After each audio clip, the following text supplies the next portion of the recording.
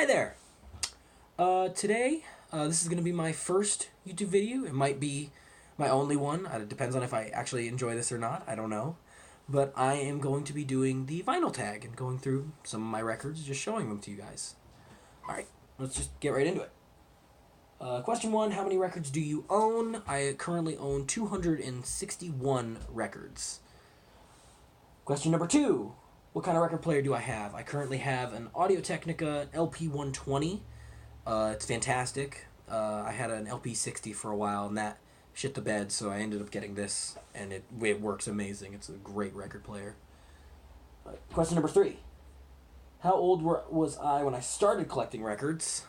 I started collecting records when I was 17, I think about 2.5 years ago now, and it's, yeah, I think it was summer of 2015, so yeah, about 2.5 years. Alright, now we're actually getting into some records. What is the oldest record I own? Go for this. This is Phil Ochs, All the News That's Fit to Sing. Phil Ochs is one of my all-time favorite songwriters. He came out of the whole folk revivalist movement back in the mid-60s to late 70s. That was all. This came out in 1964. I got it off Discogs, and it has some like marker and shit on it, but it's got like a bunch of pen marks and stuff like that. But the record plays fine, so I don't really care about that. But if you haven't heard Phil Ochs and you enjoy folk music, he's one of the best to do it, in my opinion. Some awesome songs on here. One More Parade, Power and the Glory, Automation Song. Where'd it go? Too Many Martyrs. That song's amazing. Yeah, so if you like folk music, it's a pretty simple album, just him, guitar, and maybe like one other guitar as well. Not a lot of deep, like, doesn't go much deeper than that, but it's amazing. He's an amazing songwriter if you are looking for something like that. Alright. After that, the first record I ever got, and the first record I ever got with my own money. Those are the next two questions. The answer to both of those is this record. This is Fear Fun by Father John Misty. Cool little gatefold there. It's not like a special pressing or anything like that. I think I just got it off Amazon. This was the first record I got back in the summer of 2015, like I said before. I remember I was on vacation with my family in New Hampshire, and when we got back, I saw the box for this on my doorstep, and I've never been more excited in my life. And I opened it up, and I was just like, oh my fucking god, look how pretty it is, and shit like that. It's literally just a black record. It was just a nice moment. I'll never will have the heart to sell this or anything like that. It's great. And also, this is just an awesome fucking record. If you don't know Father John Misty, he's the greatest like songwriter alive today. He's fucking amazing. Everybody should listen to the song Only Son of a Ladies Man. That is a amazing song. Fear Fun. Alright. What is my favorite colored vinyl? This one was hard. And it ended up being too hard, so I picked 3. I'm not going to talk about them too much. I'm just going to show them to you. First one, Jessica Hoop. Her new album came out last year. It is on nice, like, I think the official term was robin egg blue. Looking like that. Looks awesome. I remember when I bought it, I thought it was just going to be like a solid blue, but it's got that super awesome marbling on it. It's really good. I love this record. Also great just record musically, too. Right, next one. My boys. My fucking boys. King Gizzard and the Lizard Wizard. This is their best album. I'm not arguing with anybody about that. It is their best album. Nonagon Infinity. This is on... I gotta show you this fucking gatefold. Hell yeah. Hell yeah. Fucking sick. But the record is... clear green, black splatter. Fucking sweet. Love this album. If you like psychedelic music of any kind, if you like psych rock, if you like the OCs, shit like that, you'd love these guys. And then the last one, the last colored vinyl one I picked was Soundtrack to The Witch. The Witch. I love the packaging for this because it doesn't like have imagery from the movie or anything like that. It's just like old, creepy, like English folk art and stuff like that. Really weird. But the record itself is really heavy, which is nice. It's on a nice, like, it doesn't really show up, but it's like a glittery silver. Like, it's very shiny. And with some, like, nice black, like, smokiness in there as well. Awesome, awesome record, too. Really creepy, ambient music, kind of horror-themed stuff. Very, very cool. Also, if you haven't seen The Witch, it's one of the best horror movies to come out in the past probably decade, I'd say. It's an amazing film. So, if you haven't seen The Witch, check it out, and then buy this. If you, I don't think it's that difficult to find. I think you can actually just get this off Amazon. Alright, next one. Where was I? Favorite Colored Vinyl Discount album. Alright. Next one we got. This is U2 War. This is my favorite U2 album. I'm not a big U2 fan. I just love this album. It's the only one I have by them. And this isn't like a difficult record to find. The reason why I chose this record was because there's a local record store down the street from where I live. And I go there all the time. It's a great place. And I remember when I first... I was a couple times I had been in there. Maybe like 3 or 4. And he noticed I was a frequent customer. I kept coming in there because I kept finding good shit. And so I brought a couple records along with this one up there to the counter, and he was like, you know what?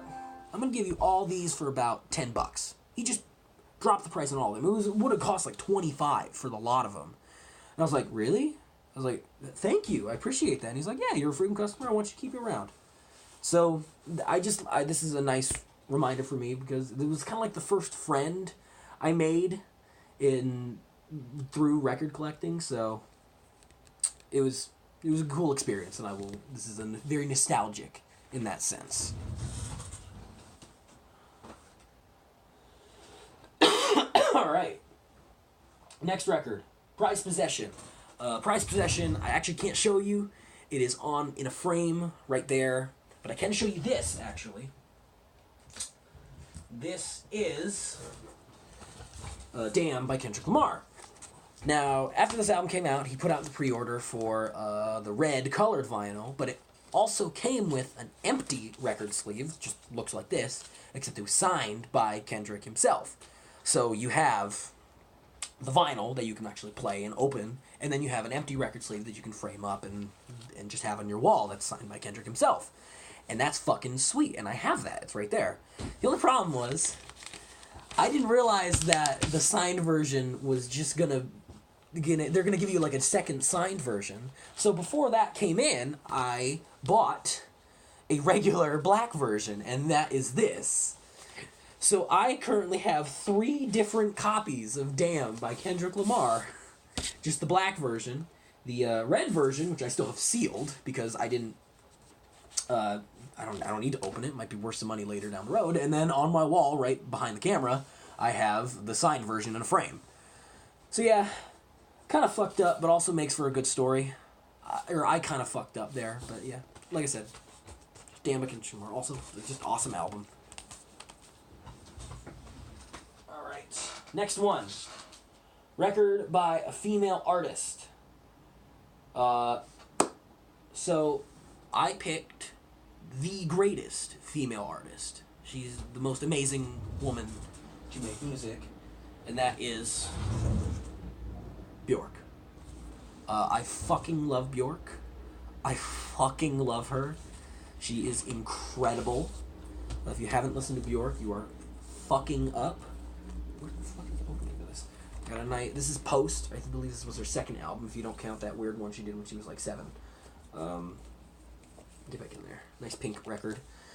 She kind of started off in the kind of art poppy area, and from there kind of grew into more electronic music and avant-garde music.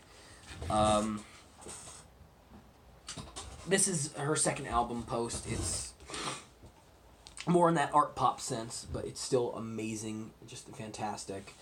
So many good songs on here. Army of Me, Hyper Ballad. It's Oh So Quiet. That might be like one of her best songs in my opinion. Isabel. My name's Isabel. Fuck yeah. And I Miss You. Oh my god, I fucking love I Miss You. That's such a good song. Like, this kind of switches with Homogenic for, like, my favorite of hers. It kind of goes back and forth, but I fucking love Bjork. So, Bjork, fucking listen to her if you haven't. Anyway, next one. Record by my favorite band. We are keeping it in Iceland. We're keeping it in Iceland with Sigur Rós. These guys they blow my mind. They're fucking incredible. I discovered these guys maybe 5 years ago now, and I have not gotten sick of their music since. This is their second album, Ajati Spedyon. They kind of came up out of the whole post-rock movement. But since then, this came out around 98 when they were still kind of in that scene. But since then, they've really grown past that label into I would just call them an experimental rock band at this point. They just do so much that's not, I wouldn't necessarily call post-rock. I would just call it just experimental rock. It's whatever you want to call it. It's just incredible, beautiful, ambitious, amazing music. If you haven't heard this album, you absolutely need to. It's one of the greatest albums ever made. In my opinion, the greatest album ever made. Svefnji Englar, right off the bat, that's like their best song. Nai Battery, I don't know if I'm saying any of these right. They're all in fucking Icelandic, so I got no clue. Nai Battery, Vithrarvelte Loftarosa, oh my god, Olsen. Every single song across the board on this album is amazing, and there's nothing special about the pressing, just on black. Whatever. Very heavy pressing too, double LP, 180 gram. But amazing album and an amazing band. So I think everybody should listen to these guys. Alright, next one. An impulse buy. That would have to go to Helado Negro with Private Energy. This is an album that came out in 2016, I want to say. And it came out on Sufjan Stevens' label, Asthmatic Kitty. And I kind of saw people talking about this when it came out, and I never bothered to check it out. And then I saw that this is like the deluxe version of that record, of this record. And I saw that they were having like a 25% off sale. They were just trying to get rid of the record, I guess. I was like, yeah, sure, I'll check it out. It's on Asthmatic Kitty. I like stuff on Asthmatic Kitty. I like My Brightest Diamond. I love Sufjan Stevens and stuff like that, so I might as well check it out. He signed some good people. And I got it, and this record is fucking beautiful, man. I don't even know what to call it. It's like chamber music, but electronic, but also kind of Latin-ish. And it has a lot of songs about being positive, about who you are and your race and your culture. And there's so much good stuff on this album. Like songs like Runaround, the song that opens it up, Calienta, is amazing. Transmission Listen. And he just has a really beautiful voice. Gatefold there. It's a really awesome album, and I was ashamed that I didn't check it out earlier. So it's a purchase. I just picked it up randomly at one point. Yeah. Helado Negro. Alright, next one. A gift. That would have to go to the Monkees. Greatest hits, or the best of. I had never listened to the Monkees, at least not that much. I'd heard obviously the popular songs like Daydream Believer, I'm a Believer. You know, I've heard the songs everybody's heard, but I got this for my birthday from my girlfriend, and I had never really listen to the Monkees, and when people get me records, I like when they get me something that they enjoy, not something that they think I would enjoy. But this made me enjoy the Monkees. I never listened to them very much, and this just made me enjoy them, and I'm never gonna get rid of this thing just because for one, it was given to me by my girlfriend. She would kill me, and two, because I actually enjoy it now, and it was an awesome surprise. So yeah, Ochs. Excuse me. Next one, most played record. This would be a tie, but I'm going to show this one. This is Helplessness Blues by Fleet Foxes. The other one I was probably going to show was Quarters by King Gizzard, but I already showed a King Gizzard record. So I'm going to go with this. This is Fleet Foxes, Helplessness Blues. This will occasionally switch off with that Sigur Rós record I showed you as my all-time favorite album. Both of those records, in my opinion, are as close to perfect as you can really get. All the lyrics on the inside here. This, for those who don't know Fleet Foxes, they are a folk rock band fronted by Robin Pecknold. He is an incredible songwriter. So many good songs on this album. Montezuma, Bedouin Dress, Simsalabim. I'm just reading the track listing. I'm just going through them at this point. It's so many amazing fucking songs in here. And I think this album is so perfect just because of the way it flows. Just, you can go from Montezuma to Grown Ocean, the first and last songs on here, and just realize, I didn't pay attention to the tracks. You just go through it. It's just so liquid in a way, and just, it's like a journey, and it sounds cheesy, but it's a fucking journey, this album. It's so amazing. And I got an exclusive Newbury Comics pressing. You can see that. I have, what is that again? 681 out of 900. And it is on clear. Let me show you one of these. Boom. Yeah, so if you don't know Fleet Foxes, I highly recommend them. They are amazing. They're just beautiful, beautiful band. Yeah. So, Helplessness Blues. Alright, next one. A rarity.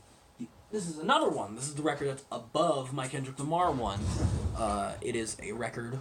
I have another one I can't show you because it's in a frame on the wall. But it's a record by a band, or a one-man black metal band out of Kentucky, I believe. It's Panopticon. And and the record itself is called On the Subject of Mortality. And I remember I was in Newbury Comics one day, and some guy had just sold them a bunch of metal records. And I was just flipping through them, because sometimes you can find some good stuff in there. And I found a Panopticon record, and I went, holy shit, what? Because if you know Panopticon, his stuff sells out pretty quickly, and he doesn't press a lot of them. And so I saw this. I'd never heard of the record, and I was like, holy shit, oh my god, a Panopticon record? And I took it out, and it was on this nice clear with like a blue splatter. I'm like, holy shit, I gotta pick this up. And so I grabbed it, bought it, brought it home, listened to the album, loved it. Obviously, it's Panopticon. I love almost everything he does. And then I looked it up on Discogs. There was only 200 copies of it pressed. And so I was a little bit taken aback, because I didn't think it was going to be that rare.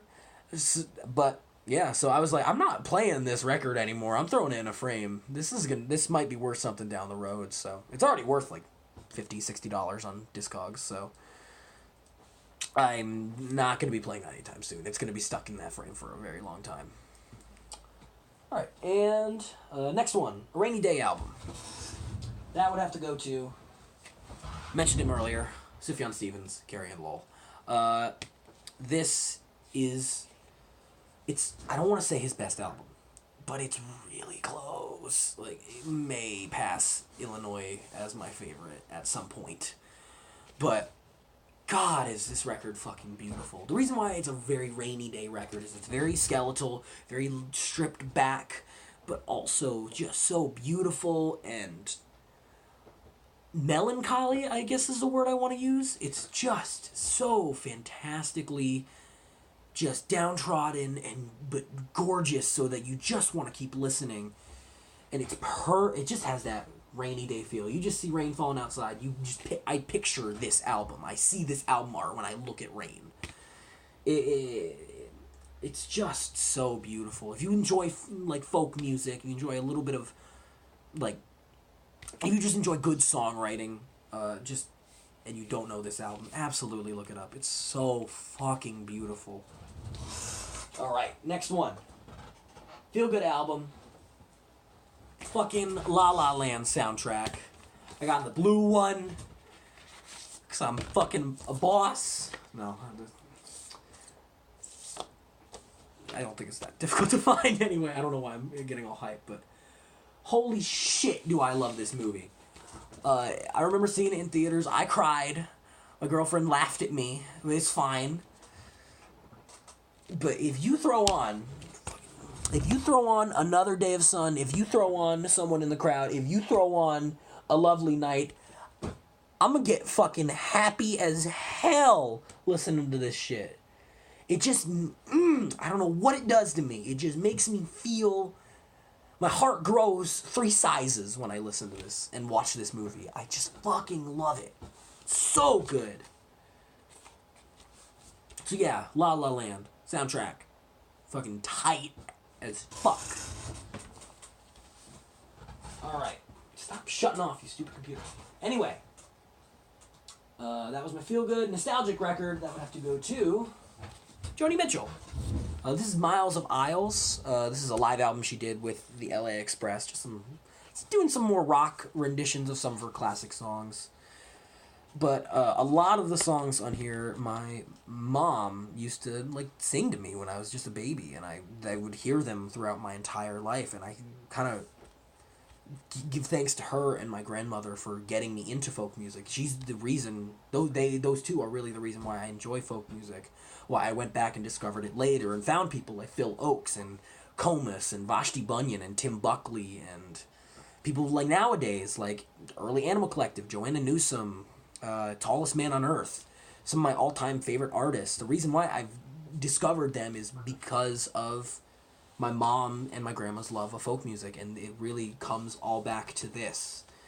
So songs like Both Sides Now and Circle Game were songs that my mom would sing to me all the time, and they're lodged into my memory. And this isn't a great live album too. All of her good songs are on here. You Turn Me On My Radio, Big Yellow Taxi, Woodstock, where'd it go? A Case of You might be one of my favorites of hers. Circle Game, Both Sides Now, All I Want, Jericho, Last Time I Saw Richard. Just a lot of amazing Joni Mitchell songs on here. There's her with the band. So yeah, it's a very nostalgic record for me. All right, next one. Record store day purchase. I think I mentioned Animal Collective a second ago. This is Meeting of the Waters, Animal Collective. I'm so fucking happy that I got my hands on this. This was, I'm not sure if it was limited to anything or anything like that, but I remember I missed Record Store Day. I don't really go out on Record Store Day because it's not really my thing. I don't like big crowds. But about 2 days after Record Store Day, I was a bit bored. I had some time on my hands, so I decided I'm gonna go downtown, see what didn't get sold. Go to Newbury Comics, see what didn't get sold. And I walked in and I looked over. They had the Record Store Day selections like set up, and they had one copy of Meeting of the Waters, and I almost started crying. I was so fucking happy that they had it. For those who don't know Animal Collective, they do a lot of music. They started off in a more of experimental noise place, experimental noise, psychedelic pop kind of place. Then they kind of moved into psychedelic folk. Then they moved into psychedelic pop, and they've kind of been there for a while. This is more in line with stuff you would hear on Campfire Songs and Sung Tongs, the more psychedelic folk stuff. But the thing that makes it special is they actually went to Brazil and recorded in the jungle. And so you get a lot of ambient noise and field recordings along with these very acoustic, ambient style-ish songs. And it's a really, really beautiful EP, just 4 tracks on this thing. I think one of them is like 13 minutes long though, so it's a really, really awesome record that I'm very, very grateful to have. It's just fantastic. All right, I think this is the last one. Yes, a recent purchase. This is a sunburnt hand of the man with this one called Complexion. This is a local band of near who kind of, I think they came out of like Western Massachusetts where I'm from. And they do very, very, very out there psychedelic, improvisational Often they record stuff live and just like in studio and just go for it and do whatever, and then they make an album out of it. And this is no exception. It's one of the weirdest records I've ever fucking listened to. But I saw them in that that record store where I got that U2 record, and I wanted to pick this up because I knew they were local. I wanted to support them. And yeah, I thought this would be nice. Yep, it was made in Cambridge. I think that's more Eastern Mass though, so I don't know. Recorded in Cambridge, yeah. But yeah, this is if you want some really fucking weird stuff, listen to Sunburnt Hand of the Man. They have a million records, so you won't get bored, if you will. It's really, really amazing what these guys do. Alright. So, I think that is it. Yes, it is. So, thank you for watching. I appreciate it. If you enjoyed it, like it, do all that crap. If you didn't like it, do whatever. I don't care. Thank you.